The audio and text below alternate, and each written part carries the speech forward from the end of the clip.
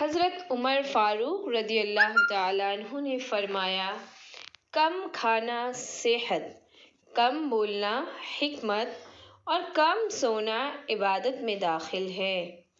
کم گوئی میں حکمت، کم خوری میں صحت اور لوگوں سے کم ملنے جلنے میں عافیت۔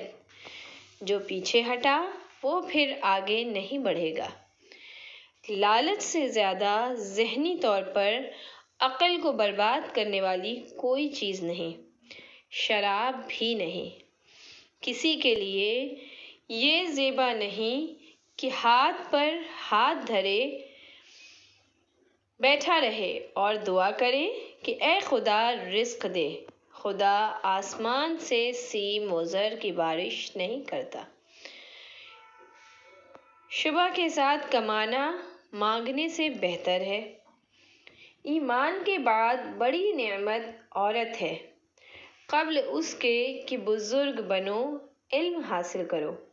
اسراف اس کا بھی نام ہے کہ جس چیز کو انسان کی طبیعت چاہے کھائے۔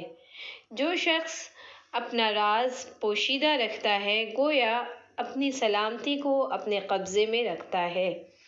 جو آدمی اپنے کو عالم کہے وہ جاہل ہے اور جو اپنے آپ کو جنتی بتائے وہ جہنمی ہے۔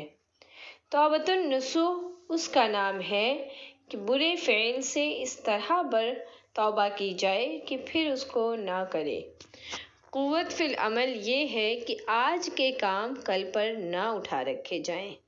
کسی مسلمان کے لیے یہ زیبا نہیں کہ تلاش رزق میں بیٹھ جائے اور دعا کرے کہ اے خدا مجھ کو رزق دے، کیونکہ تم کو معلوم ہے کہ آسمان سے چاندی اور سونا نہیں برستا۔ یہ بہت سی سنہری باتیں تھیں جو حضرت عمر فاروق رضی اللہ تعالیٰ عنہ کے قول تھے۔ ویڈیو اچھی لگے تو لائک ضرور کریں۔